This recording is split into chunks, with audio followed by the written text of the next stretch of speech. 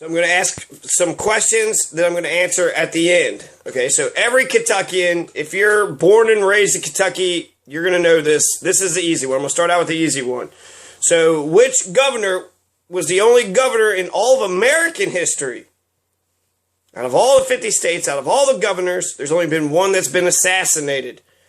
Who was assassinated on February 3rd? He was shot January 30th, but died on February 3rd, 1900. Who was that man that was assassinated on the Capitol steps in Frankfurt?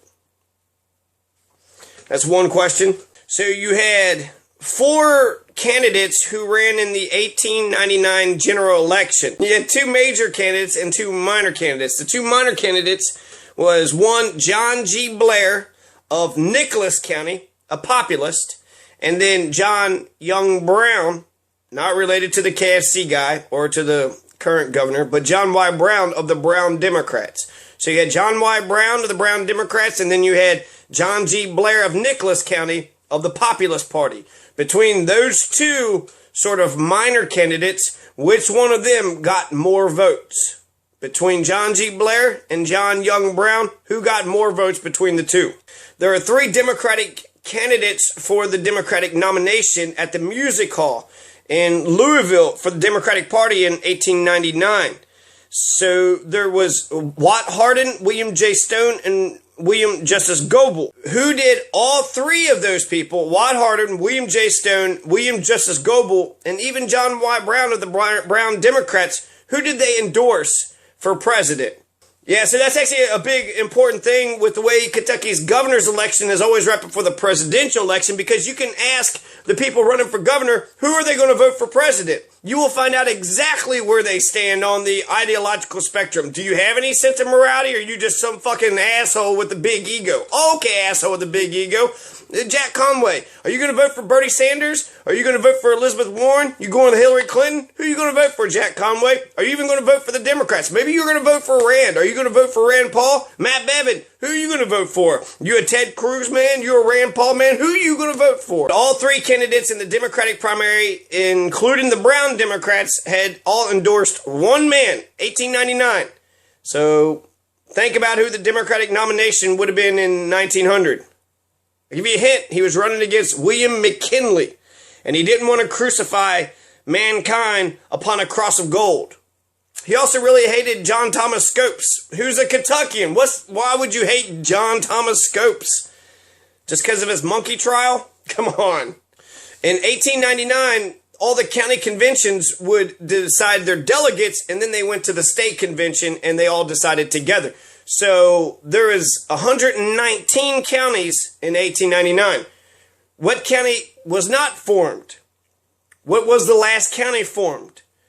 In 1912, which county was the last county in Kentucky that was formed? The 120th county. What is the 120th county formed? There's 4 or 5 ways of saying the same fucking question. William J. Stone was also a Granger, so he was a populist, but he was free silver. So he didn't really understand economics. Okay, so I'm reading this William Justice Goebel book, The Politics of Wrath, by James Clotter. Page 52. In November 1898, William Goebel wrote to his brother Justice about the political situation as he began former campaigning for governor. Living an almost puritanical life himself, the older brother moralistically attacked 2 Covington politicians as drunkards who spent all their time in pool halls and at racetracks. The next mayor must be an enemy of these men, he wrote, for I shall not permit any man to be elected mayor on the Democratic ticket unless he is entirely satisfactory to me. I shall beat any man that I do not like with the election commission. I turned over to J.W. Paul the entire matter. Okay, so there's going to be a hot fight between me and Hardin for the nomination. Now, when I look at the Kentucky's election, the primary election was just like the 1987 election with Steve Brashear, John Y. Brown Jr., and Wallace Wilkinson. And so Steve Brashear was attacking John Y. Brown. John Y. Brown was attacking Steve Brashear. And then Wallace Wilkinson came up the middle. And that's exactly how Matt Bevin won, because you had Hal Heiner throwing dirt on James Comer. James Comer throwing it back. And then Matt Bevin looks like, you know, an even prettier penny than what he looked to begin with. He only won by 83, so, I mean, you can't really say, like, his tactics were sweeping, but you can say that they were victorious in the end. The recanvass isn't going to bring about anything. The only way that he'll get the job, James Comer, is if he does a recount and spends the money and actually has the political will. He says that politics is a full-body contact sport. That's right. You got to be prepared to march in and take your crown. And so if he's not prepared to do the recount because he's done a recanvass, which is the first step, but 83 votes, I think Matt Bevin's got it. So Matt Bevin has it, okay? Matt Bevin was able to get through, run through the middle, which was the 1987 Democratic primary. Now, somebody had said that that was the closest race, and then our race was the biggest blowout. What the election right now is looking out to be, because you've knocked 4 candidates off the ballots, so now you just have a Republican, a Democrat, and possibly 2 independents. So you might have 4 people, right? And the 4 people that ran the election that I think this is turning out to be closely aligned with is the gubernatorial election, Kentucky's gubernatorial election of 1899. The gubernatorial election of 1899 was William S. Taylor versus William Justice Goebel versus John Y. Brown, a different one, not related to the John Y. Brown who owns KFC, who was the governor, who also ran his son, or maybe him, I don't know. But this is a different John Y. Brown than him. They have the same name, but they're not related. Okay, so John Y. Brown and then John G. Blair. So you got 4 candidates who ran in 1899. 4 candidates. And looking at how the Democratic primary is today versus how it was back then, I actually wanted to get into the Democratic convention that was held before the election actually happened. But William S. Taylor and William Goebel are the 2 big candidates. One's the Republican, one's the Democrat. And the Republicans just had the governor's chair, but it was the first time they had the governor's chair. And they were actually very good. The Republican Party were the ones that, the party of Lincoln, so they were protecting the slaves. When you had John Y. Brown, who was the governor in 1891 when the Constitution first took effect, he had 56 lynchings. There are 56 people who got lynched under his reign. So from 1892 to 1895, 56 lynchings happened in the state. One notable incident, a Cincinnati judge refused to extradite a black man suspected of shooting a white man in Kentucky. The judge's decision was based on his opinion that the accused was likely to be the victim of mob violence if returned to Kentucky. In disputing the judge's decision, Governor Brown attempted to justify some of the violence that had occurred in the state's past, declaring, "It is much to be regretted that we have occasionally had mob violence in this Commonwealth, but it has always been with the passions of the people have been inflamed by the commission of the most atrocious crimes." So this is John Y. Brown, you know, a fucking Confederate, fucking piece of shit. So whereas Kentucky won the Civil War, we defended the Union and we kept the United States together. We kept electing these fucking ex-Confederates. That was William Justice Goebel's problem, was that he was a German, his father fought for the Union, and he was a true progressive. He cared about poor people, you know, regardless of race. So he actually just cared about the economics. He wasn't a big racist. He shot a Confederate, actually. Not because he was a Confederate, but because he tried to kill him, and so he shot him first. But that doesn't look good, right? If you're a Confederate and then somebody had shot you. But fuck the Confederates, right? But that's why I like William Justice Goebel, because he's a different type of Democrat. He's not a Confederate Democrat. William Justice Goebel is my hero, okay? I would love to hope to embody William Goebel. I would love to. William Justice Goebel took on the textbook monopolies. He took on the railroad monopolies, took on the coal monopolies, and he fought the toll roads. He fought for greater equality for women and for black folks. And he was pro-union, blindly pro-union. Anytime there was a dispute between labor and capital, he always sided with labor. And so William Justice Goebel was a man of the people. The 1891 Constitution and the turmoil in the 1890s had a lot to do with economics. Poor farmers, poor working class people. There was a big Great Depression in 1893. So 1899 was 6 years after the heels of a Great Depression. I've never lived through a Great Depression. I've been through a Great Recession, but not a Great Depression. So I would say the economics was worse in 1899. So you had 4 candidates who was running in 1899. Just like we have, it looked like it's going to turn out for Kentucky. We have Jack Conway. We have Matt Bevin. We also got Drew Curtis, looking like he's going to be getting on the ballot. You know, he should get on it pretty soon, because if they do a bunch of debates in the beginning, he'll be left out. And so Drew Curtis is looking like he's going to get on the ballot. And you got Terrell Newman, Gatewood Galbraith, a.k.a. Gatewood Galbraith II. You have Terrell Newman, who's going to also possibly be on the ballot. So that would be 2 independent candidates that at the very least will, nadir the votes. And in fact, I don't even know if I like that term, nadir the votes, because you have John Y. Brown and John G. Blair, who also nadired the vote. So they would be Brown and Blair in the votes, right? Oh, you're going to John G. Blair the vote. You're going to John Y. Brown the vote. And that's important if you wanted to sit there and talk about how big, the blowout was. Yeah, 80-20 margin, but you have John G. Blair, who got less than 1% of the vote, and then the winner got 48%. So that's 48 times the amount that John G. Blair got. 80-20 is only 4 times the amount. So would you rather lose by 4 times the amount, or by 40 times, 40 times over? 40 times over is a bigger blowout. The margin was wider, but this is a way bigger blowout for John G. Blair.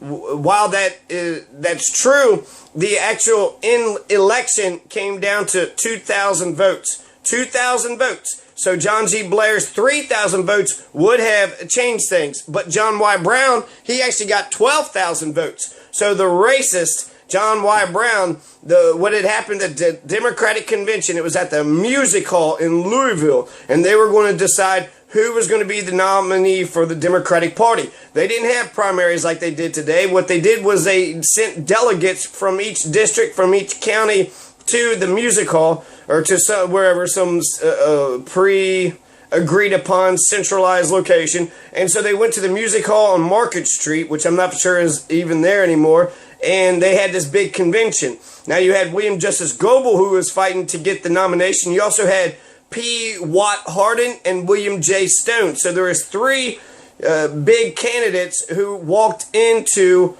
the Democratic Convention. We only had 2, so and it's also primaries versus conventions, totally different, right?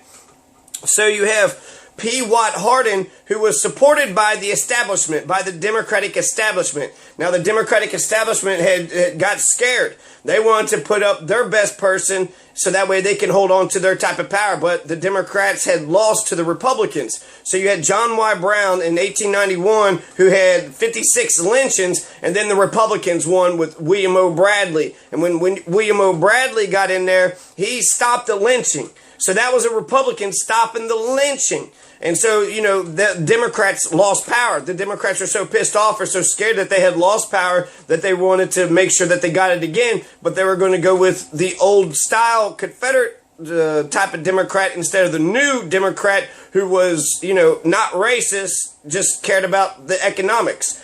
And so that's what we got, right?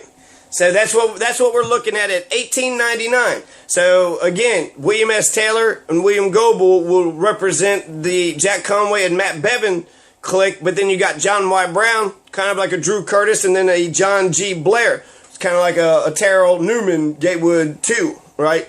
So that's that we got a 4-way race. We had a 4-way race in 1899, and there was Goebel's chief rival was Watt Hardin, and so it was going to be Goebel and Stone were against the L&N Railroad, and so they were kind of splitting the votes, and then you had Watt Hardin, who was coming up the middle, right? Just like Matt Bevin and Wallace Wilkinson had done. Now, Watt Hardin, he was supported by the establishment. He was the establishment's candidate. And then who's the establishment? Well, lots of people are the establishment, but lots of shitty Confederate fucking Democrats, okay? So these Confederate fucking Democrats, they are the ones who defend the banks and defend the L&N Railroad, defend the power establishment. You have John Henry Whalen, you had Henry Watterson, you had,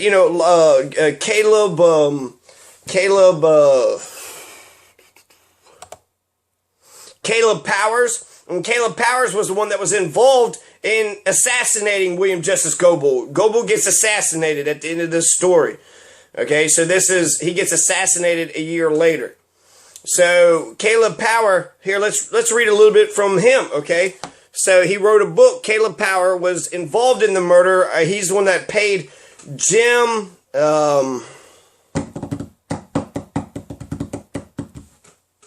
Caleb Power is the one that had contracted and paid Jim Howard out of Clay County. He was a bushwhacker from Manchester. Jim Howard was, and he's the one that had killed William Goebel in exchange for a pardon.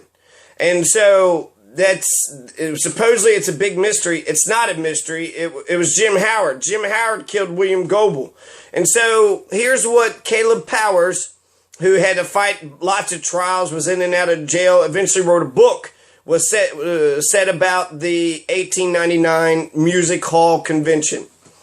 Monday morning found Music Hall again well guarded by the police. About 75 officers were scattered through the convention hall. These were henchmen of Goebel.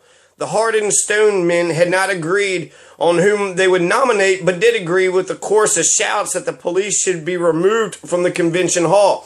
Chairman Redwine refused to entertain either a motion to this effect or an appeal from his decision. So in the very beginning, Hardin looks like he's going to win, come up the middle, because, he was pro L&N Railroad and the other two candidates were against the L&N Railroad. So maybe the corporations and the banks would actually win this. But eventually what had happened once they defeated Hardin, then supposedly Goebel reneged on the deal that he had made with Stone and said, fuck this, I'm not going to give you my votes, I'm going to go win. And so he went ahead and tried to take the nomination. And then that sort of pissed off the Stone supporters because they thought that a deal had been made. And then they threatened to vote Hardin. And they said, well, we're just going to vote for Hardin. They said, well, if you can stomach that, then I can stomach it too. I mean, they're all Democrats, right? So in the end of this fight, they're going to pick a nominee. And then they're all supposed to back the nominee. And so eventually William Goebel wins. There was 26 ballots. So here's how the conventions used to work, okay? You had a bunch of county conventions, and they all sent delegates. So the county would tell the delegates who they want to vote, and then they would go to the convention hall, and then they would vote there. Now, I don't think it was voice vote. It makes it seem like it was paper ballot because it takes balloting seem like it took a process. There's about 1,000 delegates. So in order to win, you needed about 547 votes in order to win. So there was only 1,000 people that was voting. It wasn't a primary where everybody gets to vote, the 200,000 or whatever. But it was 1,000 specific people that went to the hall and actually decided who the nomination was going to be. So a totally different process. And then William Justice Goebel winds up winning by 30 votes. So that was a closer election than the Bevin v. Comer. That was by 83 votes, and this one was by 30 votes. So William Justice Goebel wins by a more narrow margin. That was a closer race than Bevin v. Comer. So carrying on. Chairman Redwine refused to entertain either a motion to this effect or an appeal from his decision. So they have all this police inside, but they're all mad about it because William Goebel is looking like he's going to take this. Now you had John Henry Whalen, Henry Watterson, Caleb Powers. You had William S. Taylor. There's a lot of people that could have killed William Goebel. When I read William Goebel's story, he's the good, honest man. Let's take a look at John Henry Whalen. Who's this John Henry Whalen character?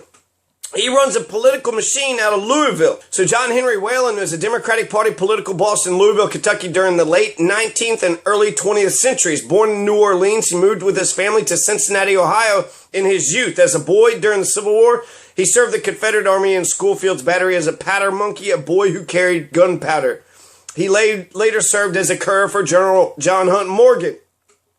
He was a boss. This is Boss Tweed, the Buckingham boss, Napoleon, John Henry Whalen, one of the most corrupt fucking Confederate assholes that, and he sat in Louisville. That's where he did his thing. He had a vaudeville theater, burlesque, prostitution, gambling, whorehouses. John Henry Whalen, this is who was running Louisville in the 1870s, 90s, 80s, 90s. So it became necessary for Whalen to establish political ties in order to protect his business interests from the family and religious groups that periodically protested, the whoredom and prostitution and the gambling.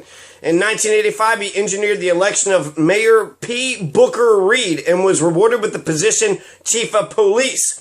We helped this guy become mayor, and then he got to become the Chief of Police. From that point on, he was known as the Buckingham Boss because he ran his entire thing out of the Buckingham Theater. And so that's where they got that name from, the Buckingham Boss.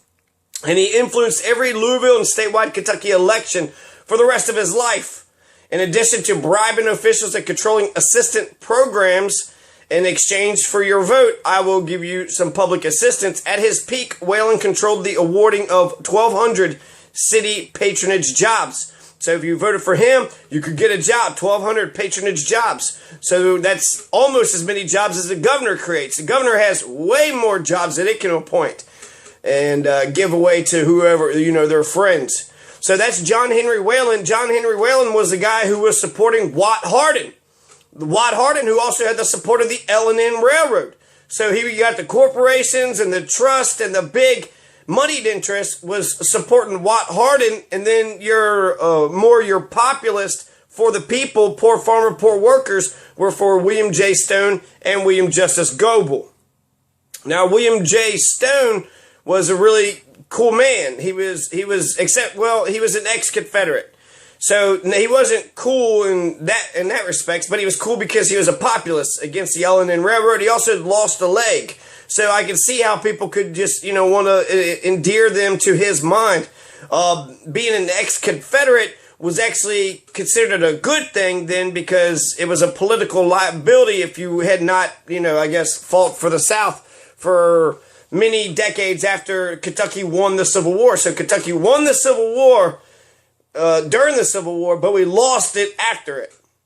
If that makes any sense. So we fought for the right side. We stayed with the Union. But afterwards, because we kept re-electing Confederates into the governor's chair, the Confederates still retained power. And so what changed? Slavery wasn't anymore. You couldn't have slavery anymore, which is why lynching was going on. Since you couldn't have slaves anymore, well, you're free to do whatever you want to, but not in my, not in my yard. Get the hell out of here. So lynching, actually, you didn't have to lynch when slavery was going on. Once slavery was over, lynching exploded.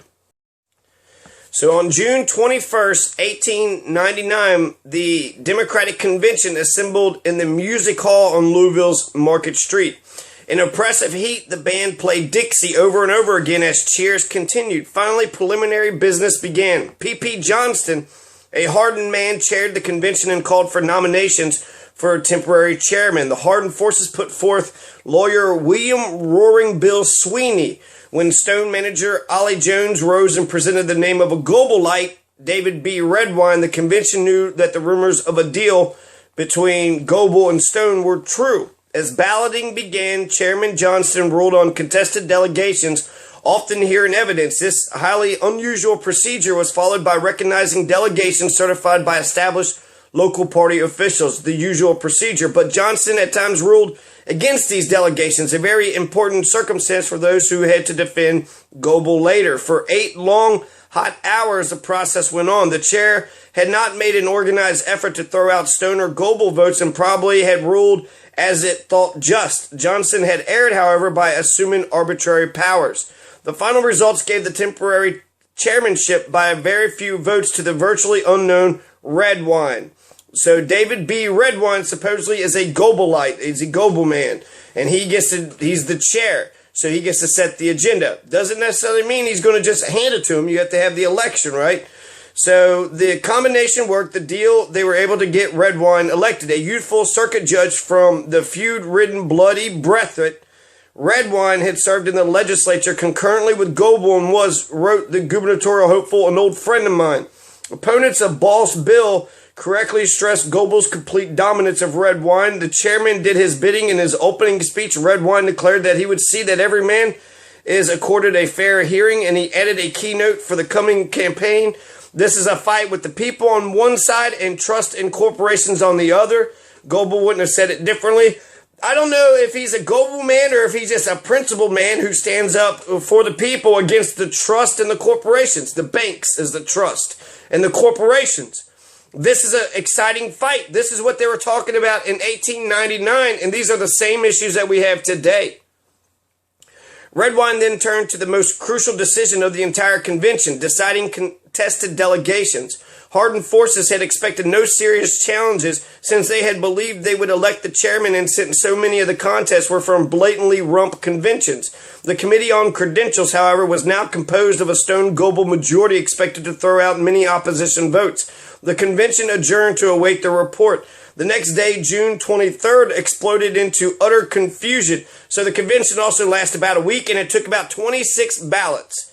There's 1,000 delegates, 26 ballots. There's county delegations. They elect. They go to Louisville, and then there's 1,000, and then they vote. And it takes a week. In fact, when Goebel wins just a plurality, he says, do another vote because I want the absolute majority. And I think that's a tactic that sort of, once it starts going your way, then you just get the entire avalanche and then everybody's on your side. So, but he wanted a absolute majority. So if you only got 40% of the vote, then that's not the majority. You have to do it again. That's what instant runoff voting does. The next day, June 23rd, exploded into utter confusion. Headlines screamed, under control of outlaws. Music hall, the scene of wild disorders and terror. And for a time on the verge of bloodshed. And in this instance, reporters were guilty of little exaggeration. Hundreds of non-delegates crowded the floor and arguments broke out. Pistols were drawn and almost used. Heard there was fights too. Who these people were depended on which newspaper you read. To the anti-Hardin Courier-Journal, most were Boss Whalen's thugs. So the Courier-Journal wasn't under the Watterson at the time. The Whalen's thugs. Sent to intimidate, or maybe it was. No, I don't know. Sent to intimidate, but failed in their mission because Redwine had gathered plainclothes police to oppose them. So who are these agitators? Who are these violent thugs? Who are these, who's the police? Are the police for one or the other? They said Boss Whalen. So Boss Whalen was the Buckingham boss. He was the one that had been controlling Democratic politics in Louisville for decades. To the anti-Goebel Louisville Dispatch described these men as city police, firemen, and gamblers brought by Goebel to threaten timid, undecided delegates. Whatever their source, the non-delegates confused a badly befuddled situation. Redwine, as Goebel's ally, postponed any votes until the report of the Committee on Credentials. The convention adjourned that morning, but some 800 people demonstrated their opposition to the tactics that afternoon.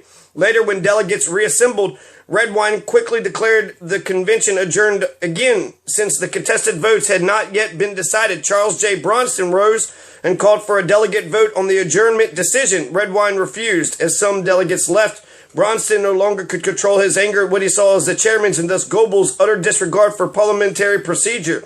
To what was described as a howling mob of both supporters and opponents, he spoke of this group of cutthroats and assassins who thought themselves above the law. He defied the anger of hissing delegates and saying, I will not be silenced by the outcry of hired thugs who come to this convention armed with brass knuckles and Bowie knives. I defy them to silence me. Roaring Bill Sweeney told the convention that these men were present for the purpose of assassination if the opportunity presents. A Republican paper, if anything, underplayed the situation when it said that utter chaos reigns in the state Democratic convention. And then that night, the Credentials Committee report was finally submitted. Of the 28 disputed cases, 26 were decided in favor of either Goebel or Stone. As a result, Hardin lost almost 160 votes. His forces grew outraged at the decision, shouted for recognition, refused to heed the chair's ruling, and spoke of czars without conscience, of traitors without principles. The next morning, the vote came on the Hardin supporters' minority report. Redwine ruled that accredited delegates from the contested counties could not vote, thus removing almost one-third of the votes, nearly all for Hardin. The defeat of the minority report by over 100 votes left the Goebel-Stone combination in complete control. Fights broke out on the floor. Shouts of anger again filled the hall, but finally Hardin's forces acquiesced, even if only grudgingly. Then on June 24th, the nominations for governor began. Hardin, his face a sheen, his hands trembling, walked to the podium, reviewed the contest, and despite shouts of no, no, he then withdrew. So Hardin, pissed off, fuck it, I'm done, I'm out of here. So he withdrew. And then that was the moment that Stone and Goebel would go against each other. So he recognized the disadvantage the committee report had placed on him, re-nominated Stone. Judge Tarvin, who had only recently sat on the Stanford case, put forth Goebel's name. Stone's manager thought they had an understanding with Goebel that once Hardin was defeated, he would step down in favor of their candidate. In return, Goebel would be allowed to name other officers and to control party organization. James sent a messenger to Goebel asking him to withdraw. Goebel refused. Go tell him, God damn him, to come at once and withdraw, James roared, and then went to tell Goebel himself. The man from northern Kentucky would not step down. James threatened to bolt to Hardin, but Goebel realized how much Stone's supporters disliked the LNN's candidate, and his allies warned him of the possible bolt. He answered, let them nominate Watt Hardin. If they can stand it, I can. Stone and his delegates could not do that, of course. They wanted the governorship too much. The balloting proceeded quickly enough until Jefferson County was reached. Louisville's vote, by the prior agreement of the two contenders, was to be divided, but on the roll call, all votes went to Goebel. Woodson, who knew of the promised arrangement, pleaded for fulfillment of it. He was laughed at. Every vote was needed by the Kitten King. Angry Stone managers, feeling betrayed, began to turn to Hardin, who had received a few loyal votes. It appeared they might select him in order to repay the treachery they thought they saw. Woodson quickly shifted Davies County's vote and the votes of 5 other western Kentucky counties from Goebel to Stone to try to balance the Louisville turnaround and to appease Stone delegates. Before this move, Goebel had lacked less than 36 votes to win the nomination. Deprived of them, he grew enraged, according to the reporters. Pandemonium overcame calm discussion as delegates shouted for attention in the huge hall. County after county changed its vote in the 3-hour session.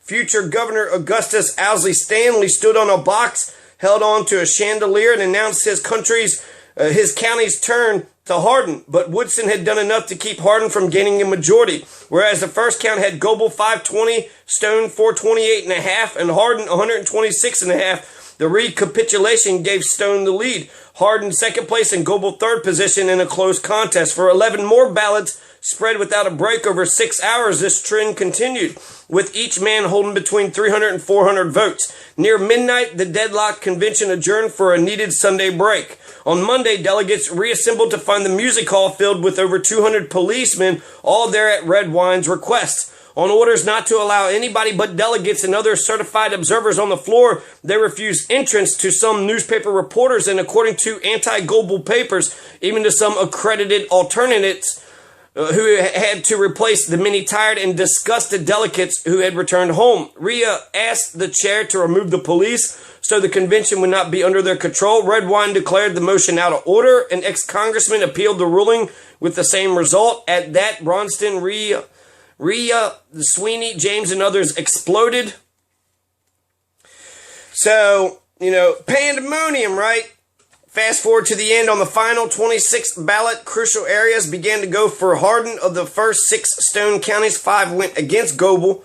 James gave Crittenden County's vote to Hardin, as Rhea did for Logan. Bardstown went for Hardin, but in other towns and urban areas, Goebel picked up support in Lexington, Louisville, Owensboro, Richmond, Hopkinsville. Finally, the ballot came to Union County, previously for Stone. With its 16 votes, Goebel won the nomination. Without Union, he would have lost, for only 30 votes separated the two contenders at the end. So William Justice Goebel beats Stone by 30 votes. So that's how the Democratic primary worked in 1899. And there's more processes too.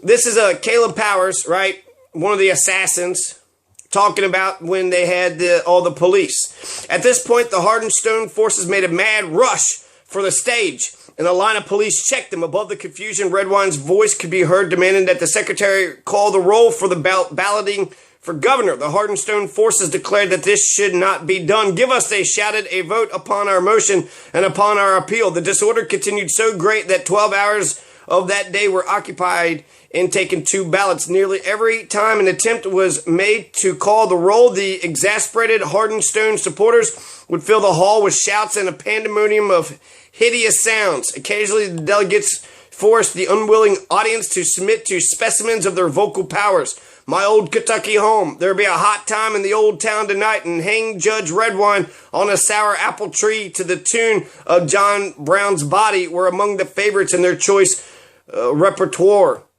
Finally, Judge Redwine decided he would clear the galleries and lobbies and disperse those who, with horns and with tin whistles, alternated a bedlam of discordant noises with the voices of his boisterous tormentors. When he announced his intention, someone in the crowd cried, "When you are ready to clear the floor, nominate your undertaker." This is a sample of the sentiment felt and expressed toward the chairman, and although he hailed from the county of Bloody Breathitt and his name was really Redwine, his purpose to clear the lobbies and galleries was not carried out. Having abandoned all hope for even the semblance of fair play, the Stone-Hardin men practically decided that they would make an effort to adjourn the convention to Lexington or to adjourn it sine die without making a nomination. Delegates were becoming discouraged and worn out. Some were returning to their homes. The action of the convention had been in so many ways notorious. Such bitter feelings had been engendered and so much dissatisfaction caused that it was thought best not to make a nomination at that time. Accordingly, when the convention met next day, a motion was made to adjourn it sine die and to instruct the state executive committee to issue a call for another convention. Both Captain Stone and General Hardin, in speeches to the delegates, urged the adoption of this motion. Here was another crisis. If the delegates were permitted to vote on this motion, there was not the slightest doubt the turbulent convention would be adjourned. It was now necessary, therefore, for the chairman to exhibit more cool nerve than he had shown before and to proceed with even less regard for the formalities of parliamentary usage. But Judge Redwine was equal to the occasion. He was one chairman in 10,000. He arose or descended as the exigencies of the moment might require to any plane of dictatorial despotism. He now emphatically declared that he would not entertain any motion, the object of which was to strike at the foundation of the convention's existence. The Hardin Stone men tried in vain to appeal from the decision of the chair. So they're all pissed off about parliamentary procedure because they're like the Republicans, right? Mitch McConnell Republicans. But we want to stop Obama's government from working, right? They want to obstruct it and stop it from working unless they get their way. Well, Obama's government wants to do their thing. And so the chair, I don't think it's that clear that Redwine, I don't think he could support Goebel, but he also could support Stone and the other guy too. So it doesn't seem clear to me. It feels like what I'm reading is a bunch of enemies of Goebel. A bunch of enemies wrote a bunch of bad shit about Goebel because they was mad because he won. And so they acted like he had cheated and did all this other stuff. But it sounds like a bunch of people just crying sour grapes. So the convention proceeded, and after lasting 6 long, stormy, anxious days fraught with excitement and danger, the convention finally nominated Mr. William Justice Goebel on the 25th ballot. 26 is what I read, and the struggle at last was ended. Goebel's speech of acceptance was characteristic of the man. It was neither honeycombed with flattery nor laden with sentiment of any kind. He virtually told those who had opposed him that he had defeated them in the struggle, and that it was now their duty as good Democrats to assist in electing him governor. At the conclusion of his short speech, Goebel retired from the convention hall, leaving the love feast to those who might enjoy it. The affair as a whole could scarcely be called a brilliant success. On the next and final day of the convention, candidates for the minor state offices were nominated almost entirely at the dictation of Mr. Goebel. They were Mr. J.C.W. Beckham of Nelson County for Lieutenant Governor, Judge Robert J. Breckinridge of Boyle County for Attorney General, Mr. Gus G. Coulter of Graves County for Auditor of Public Accounts, Mr. S.W. Hager of Boyd County for Treasurer, Mr. C. Breck Hill of Clark County for Secretary of State, Mr. H.V. McChesney of Livingston County for Superintendent of Public Instruction, Mr. I.B. Knoll of Louisville for Commissioner of Agriculture. So rapidly, fiercely, and tumultuously do events follow one another here in our American Republic that they upset the calculations of politicians and change almost in the twinkling of an eye the chances of success for political parties. The popular things and paramount issues of today are repudiated tomorrow, and this too without a moment's warning. The glittering prospect of success in the political arena has turned into dismal defeat with similar celerity. Following the nomination of Mr. Goebel were many difficulties in the way of his success. Numerous charges of more or less gravity of import were brought against him, and among those was one that he had killed his man. John Sanford of Covington, Kentucky was the victim. He was an ex-Confederate soldier, a prominent banker, and a gentleman of high social and business standing. On account of killing of Sanford, 9/10 of ex-Confederates of the state declared they would not support Goebel. It is true that it is said of his election law that it left nothing to chance. It did not leave much, but the people are always the master when they choose to use the whip. When they will it, political machines are smashed into atoms. In this instance, the people were aroused. The methods of the Music Hall Convention were rigorously assailed. The unseating of delegates, the packing of the hall with Louisville police and firemen with arbitrary rulings of the partisan red wine were all loudly denounced by Democrats both in public and private life. Many ministers over the state, in fact, the majority of them in their sermons and private talks, moralized upon the Music Hall Convention, its candidates, and the probable consequences of their nomination. An enthusiastic meeting of Democrats were soon held at Mount Sterling, Kentucky, calling upon the democracy of the state to repudiate the nominees of the Music Hall Convention. Other meetings were held for a similar purpose, following in rapid succession in other parts of the state. The meeting at Bowling Green probably elicited more comment than any of the others. Theodore F. Hallam of Covington, one of the most gifted men of the state, was the speaker of the occasion, and part of his speech was much commented on. He declared that he was a Democrat and held that there was much sacredness in the word nominee. I have always said, he said, stood ready for a yellow dog if he was nominated on the Democratic ticket. I stand ready and willing today to go that far, but lower you shall not drag me. Personal difficulties were narrowly averted. It was earlier discovered that the brains of the Democratic Party in the state were against the Goebel ticket. Such men as the late Colonel J.C.P. Breckinridge. J.C.P. Breckinridge is one of the good Breckinridges. He's still Confederate, but he read W.E.B. Du Bois. He read Booker T. He read, he talked about Haiti, and he talked about lots of, he defended black people in court. So W.C.P. Breckinridge was one of the first Breckinridges who broke with the rest of his plantation-owning family. But Breckinridge, W.C.P. Breckinridge, hated William Goebel. He hated William Goebel. And so that makes me question W.C. Breckinridge. In fact, Robert Breckinridge served on the Goebel ticket in order to placate the ex-Confederates. So yeah, maybe he shot, okay, so he shot a Confederate. Big whoop. So what? He shot a Confederate who was trying to kill him. He was trying to murder him, so he killed him in self-defense. Who cares? And so that's, because you kill a Confederate, that means Confederates won't vote for you. Well, Goebel went ahead and picked Robert Breckinridge for his Attorney General. So, Judge Robert J. Breckinridge of Boyle County for his Attorney General. So these people didn't like him, right? John Henry Whalen, the Buckingham boss, big shocker, he didn't like him. Caleb Powers didn't like him. William S. Taylor, John Y. Brown, a bunch of fucking Confederates, a bunch of jealous ass crybaby Confederates. And I'll give some credit to Henry Watterson because he did support Goebel once he got the nomination.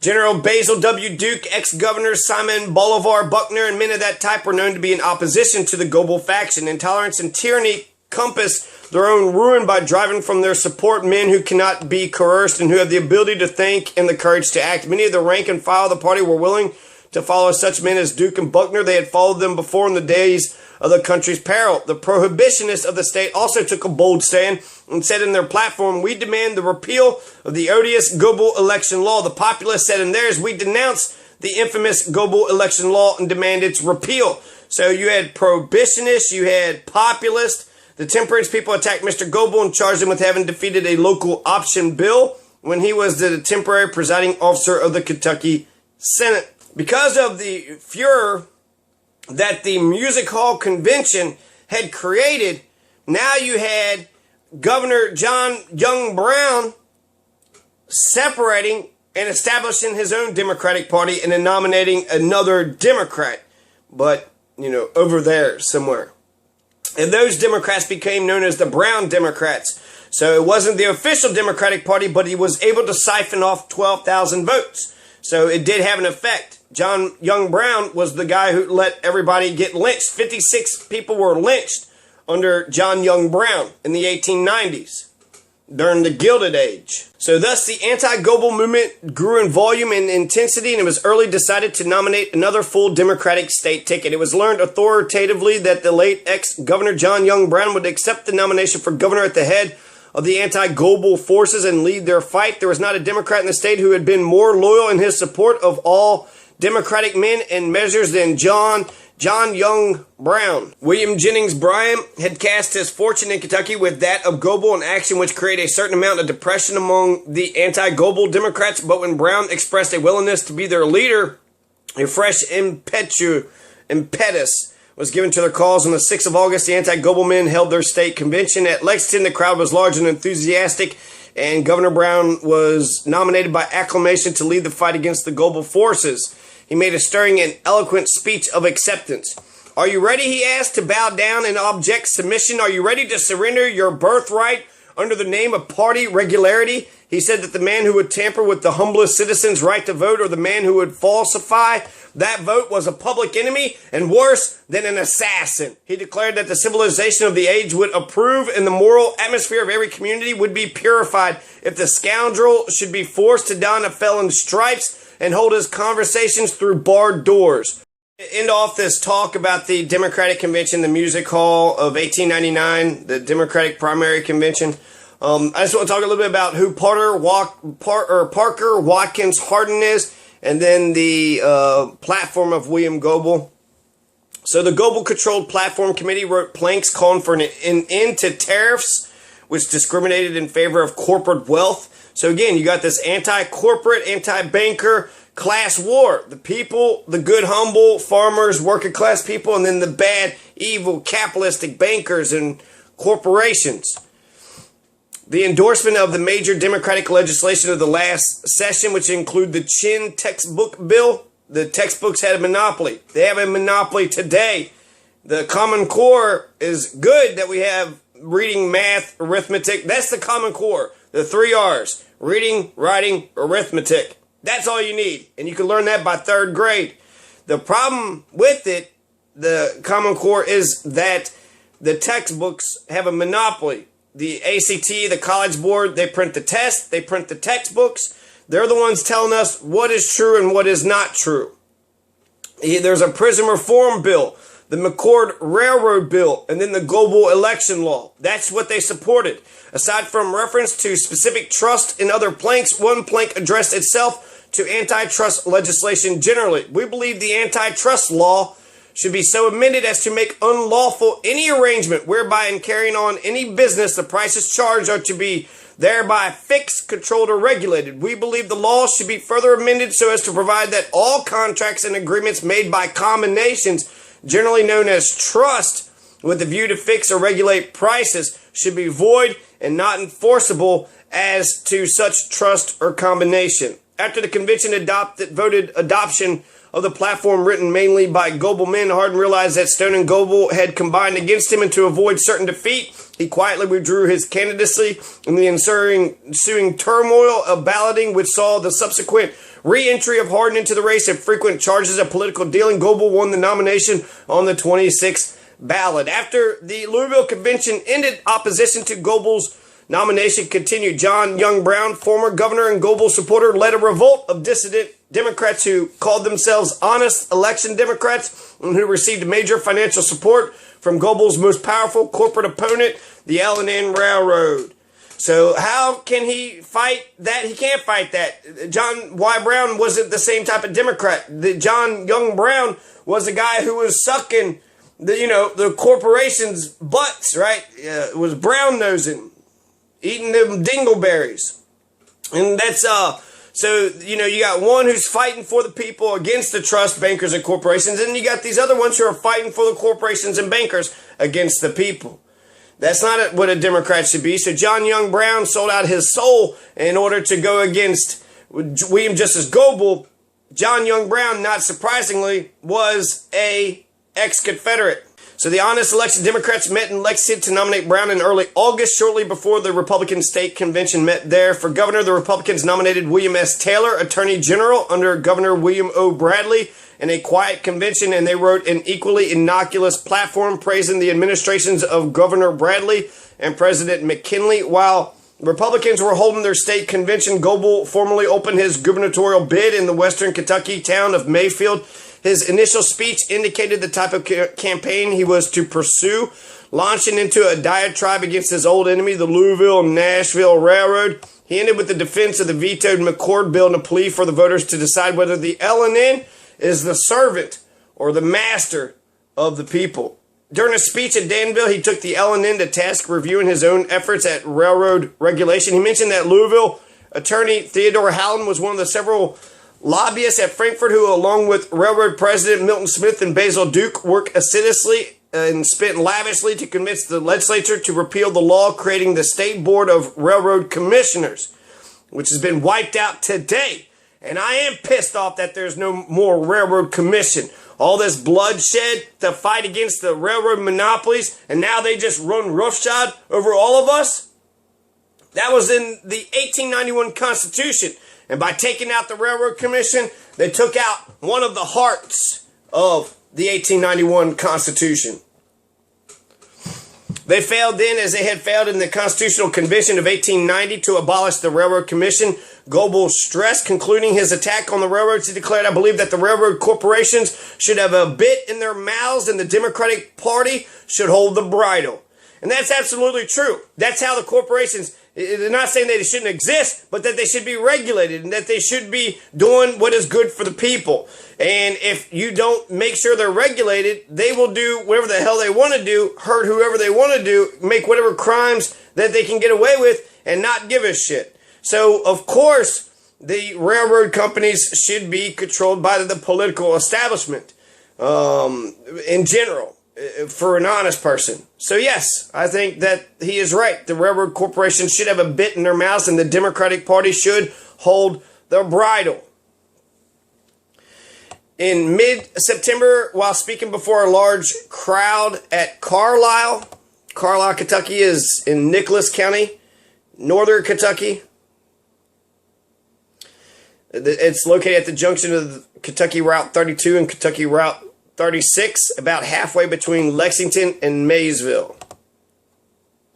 He linked his own campaign against railroad monopoly with Andrew Jackson's battle with the Bank of the United States. We have in Kentucky in this campaign a parallel to the campaign in the United States which made Jackson president a second time. The bank at that time had only 1/10 of the capital that the Louisville and Nashville Railroad has, and it was owned in the United States and not in Europe. I believe that as the people of the United States crushed Nicholas Biddle in the United States Bank, the people of Kentucky will not submit to the domination of this foreign-owned corporation. You should remember, too, that all the matter in those two papers, Louisville Dispatch and Post, is an expression of the will and the wish of a corporation which is owned in Lombard Street, London. So the L&N Railroad was owned in London. I've been sitting there talking about the coal companies being owned by Pennsylvania. So this is even worse. This is being overseas. Europeans owned the corporations. And yet you had John Young Brown, and then you had Parker Watkins Hardin, who was blindly in favor of the L&N Railroad. They had all the money, right? So if you get all the money, well, you're a good candidate. You're a good person. Goebel used this same xenophobic attack on the L&N at other times, as for instance at Elizabethtown, just south of Louisville. He read a letter from August Belmont, chairman of the board of the L&N Railroad, in which Belmont accused Goebel of deception and calling the railroad a foreign corporation. Goebel countered by asserting that nearly half of the stock in the lines was held in Europe, if not London. As the campaign intensified and speaking engagements increased, Goebel continued to hammer away at the Louisville and Nashville Railroad. While touring the state with William Jennings Bryan, Goebel declared in a speech at Bardwell, "I have no doubt that if in the Louisville Convention I had permitted Mr. Milton H. Smith and Mr. August Belmont to run the Louisville and Nashville political locomotive engine over me. In their judgment, I would be an entirely proper person, not only to be governor of Kentucky, but to hold any other place within the gift of the people. So if the L&N Railroad could ran over Goebel and made him his servant, they would have loved him. Goebel only occasionally directed his verbal attack against the Republican opponent in the election, William Taylor. When he did speak of the Republican record during the previous 4 years, he merely complained about Governor Bradley's vetoes of constructive legislation introduced and supported by Goebel and his lieutenants. The campaign, therefore, was less one between Goebel and Taylor, or even Goebel and Brown. It was between Goebel and the L&N Railroad. He openly characterized the campaign as such in a speech at Hopkinsville. Ladies and gentlemen, there are only two candidates for governor of Kentucky. There are more than that number who pretend to be candidates, but only the real candidates are the Louisville and Nashville Company and the person who addresses you. In a period when oratory was the major political instrument for rallying voters, frequent speeches were typical, and Goebel hammered the railroads at every opportunity, whether in Morgantown, Paducah, Henderson, Hardinsburg, Maysville, Versailles, Winchester, Pineville, Corbin, Litchfield, Hodgensville, Louisville, Lexington, or Covington. The message was the same. In speech after speech, Goebel defended his efforts to regulate railroads, his support for the prison reform, Chin and McCord bills, his opposition to the L&N, and his appeal to the common man, the farmer labor bloc of voters. Newspapers throughout the state divided their support in the gubernatorial campaign, but those which openly declared for Goebel usually did so on the same grounds in which he campaigned. One Democratic newspaper told its readers that Milton H. Smith, president of L&N, had openly avowed every effort of that corporation would be arrayed against Goebel in this campaign. Milton H. Smith, president of the L&N Railroad. The L&N Railroads are the ones that shipped in a bunch of bushwhackers into Frankfort when he almost took the governor's chair, and that's when you had Jim Howard. Jim Howard. Some Howard feud too, the Howard White feud. So Jim Howard is the one that killed William Goebel. The article decried the railroad's frequent use of free passes to persuade and control convention delegates and legislators, concluding that the campaign was clearly a case of the people against the railroad corporation. An editorial in the Franklin Favorite was a typical example of small-town newspaper support for Goebel. Here, Goebel was a representative of the people fighting the lobbyists. Every lobbyist in the Senate is against Goebel. He is naturally against the man he can't influence. The lobbyists work for special favors to special interests and against the people. Are the people with the lobbyists and against themselves in this race, or are they for Goebel? Another small-town newspaper complained that the L&N was obviously spending huge sums of money to oppose Goebel's election, and that the people would later have to bear the campaign costs through increased freight and passenger rates. An editorial in the Mount Vernon Signal reviewed its past pleasant relationship with the L&N, then concluded with an admonition. But we regret to see that the great corporation has taken such an active part in Kentucky politics for the last few years, and especially we are pained to see its strenuous endeavors and methods to use to defeat Goebel for governor. We have not, nor shall we, say one harsh word against the L&N. We do say that no state should be dominated by greedy and selfish corporations, and the important part this great monopoly is now taken in our state politics forebodes consequences of the greatest significance to the business interests of Kentucky. If these great and powerful monopolies may boldly nominate an elected governor, they can likewise elect a subservient legislature. And by doing this, they could fix their own rates for the carriage of passengers and freights, and thereby compel every business interest in this great state to pay tribute to their insatiate greed. The appeal here was less on the common man or laborer than to the business community, which depended on the transportation industry. The message was obvious. Uncontrolled and uncontrollable monopolies and trust were not only harmful to the small-town merchant, but also to the business community in general. While some editorials tried to assuage businessmen who might be annoyed or frightened by Goebel's rhetoric, other editorials emphasized the rationality of his approach, arguing that Goebel was interested in public improvements, including building railroads and opening coal fields and timber lands. One newspaper editorialized that Goebel opposed only the railroad policy of all the traffic will bear. Louisville's Courier-Journal was the largest and most prestigious paper in the state. Under the electoral direction of Henry Watterson, proponent of the New South, the paper consistently supported the Democratic ticket. The most notable exception to this was for its support for McKinley over Bryan and free silver in the presidential campaign of 1896. By 1900, however, with free silver in less urgent issue, the Courier-Journal returned to the Democratic column. Its editorials linked the L&N with the opposition to Goebel. The question which we are to answer at the polls is whether we are to govern ourselves or to look to the Louisville and Nashville Railroad for our government. Nothing should be allowed to subordinate or obscure that question. The road is not likely to let us forget it. It is avowedly out to beat Goebel at all costs. It went into the Louisville Convention to beat him, and then failing to beat him there, it got up and went to the Lexington Convention. Failing to beat him with Hardin or Stone, it is now bent upon beating him with Taylor. In a letter from L&N's chief lobbyist, Basil Duke, to William Lindsay, Duke emphasized that they must beat Goebel for the gubernatorial nomination and commit the party to a repeal of his bills. The railroad spared no pains to ensure Goebel's defeat. In Louisville alone, the L&N bought control of two moribund newspapers, the Louisville Post and the Louisville Dispatch, to vent its opposition to Goebel. The railroad delivered thousands of these two dailies freely throughout the state in an effort to influence voters. Writing years after the campaign, Goebel's personal secretary recalled that August Belmont, chairman of the board of the L&N, later admitted to him that the company had spent over $500,000 to defeat Goebel, and added that we would have spent twice that much if we thought it necessary. Goebel's supporters even alleged that the L&N fired anyone on its road who openly supported their candidate. Mainly because of his stand on governmental regulation of corporations, Goebel gained the support of some prominent populists in the state. Although they had their own party nominees, some populists, realizing they had no realistic chance of winning in the state, threw their support to Goebel. Judge E.H. Threckhold, Owen County populist, saw the opposition of monopolies, trusts, and combinations to Goebel's election as proof that he was a reform candidate. Threckhold also praised Goebel's advocacy of the Chin Book Bill, which he felt would reduce the price of school books by half, and the McCord Railroad Bill. He thought the new Railroad Commission, backed by the state courts, would control the railroad traffic of the state and guarantee to us reasonable and just rates and insure us against the present unjust discrimination. So one of the big things that I enjoy reading about this is the continuity. The Kentucky's governor's election happens right before the presidential election. So you'll have 1899 was the governor's election, right, between William S. Taylor and William Justice Goebel, and then John Young Brown and the populist John G. Blair.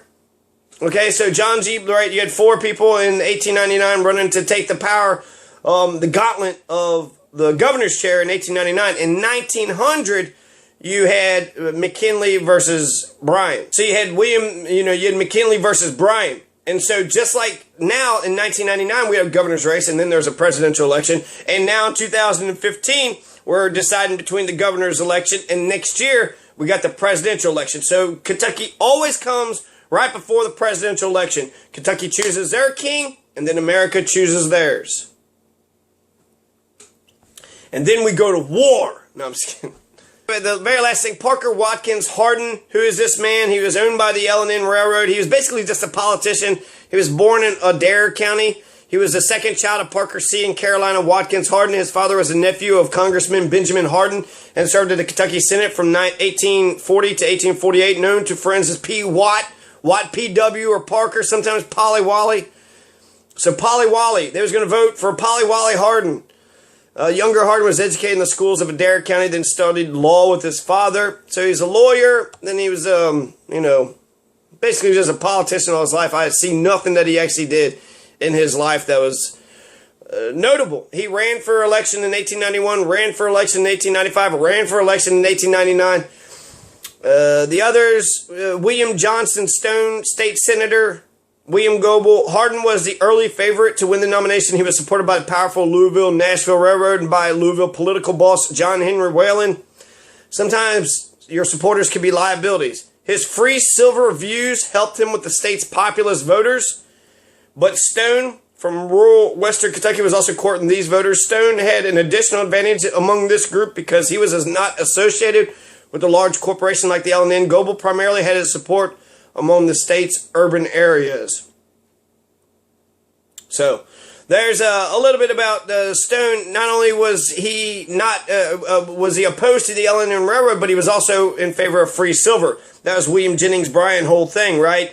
You do not want to crucify mankind on a cross of gold. So free silver, and free silver was just an inflationary sort of ruse to help people who were in debt. And so it was totally anti-banker and pro-people. But it might not have worked either because it's not sound money. And there is a more conservative position than gold people, and that's the greenbackers. So the people who said, no, we support the dollar because the dollar is all it is, and that's all it is. It's all it's ever going to be, and that's exactly what it is today. It's not backed by silver or gold. It's just a piece of paper with, some fancy ink on it. Fancy piece of paper, some fancy ink, and then when I give you that piece of paper, you're like, oh, I like this fancy paper with fancy ink. I'll go ahead and give you this very valuable thing.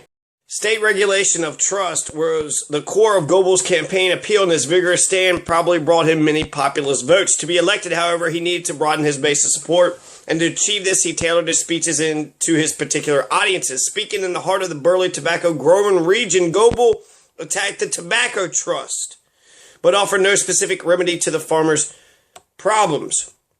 Until within the last 2 years, you, my farmer friends, were able to carry your tobacco to the market in Louisville and Cincinnati, where you would meet 20 or 30 buyers representing different manufacturers. Now all the manufacturers are combined into one trust. And when a farmer carries his tobacco to the market, he is met by one buyer who fixes a price he will pay him for that tobacco. Without explaining how, Goebel pledged to restore a competitive market to the farmers.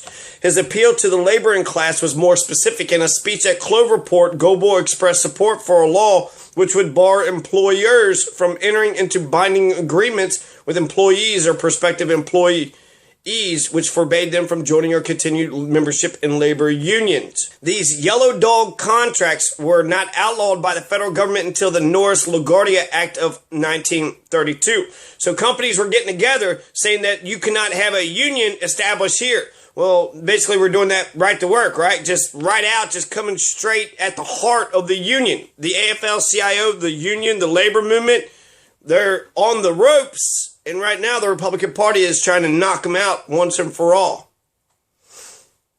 But William Justice Goebel was pro-union, pro-labor. This is a good Democrat, a good progressive Democrat.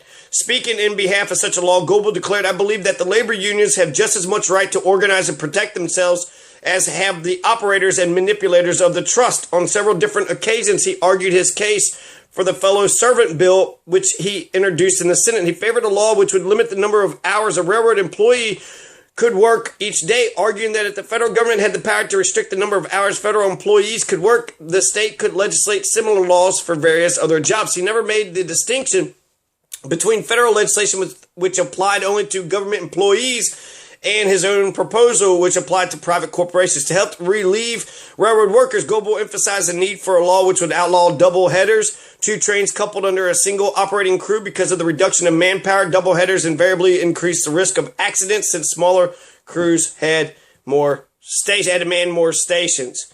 Senator Goebel sought not only farm and labor support, but also the Negro vote. Blacks spoke in his behalf throughout the state, but Goebel seldom mentioned the Negro in his campaign speech. In any case, in Kentucky, as in other border states except Maryland, the Negro question was never a serious issue in the campaigns or in the state legislature. Goebel's personal position on the Negro civil rights was similar to the Supreme Court ruling in Plessy versus Ferguson. So he's a fucking racist. Yeah, it's of his times, but that's something that, while favoring separate accommodations for the two races, he wanted to amend the state law to make more clear the requirement of the railroad to provide truly equal accommodations. He blamed Republicans who'd been in office since the court decision for taking no action to secure equal accommodation for blacks. He pledged that if elected governor, he would guarantee equality since both black and white paid the same price for the privilege of riding the trains.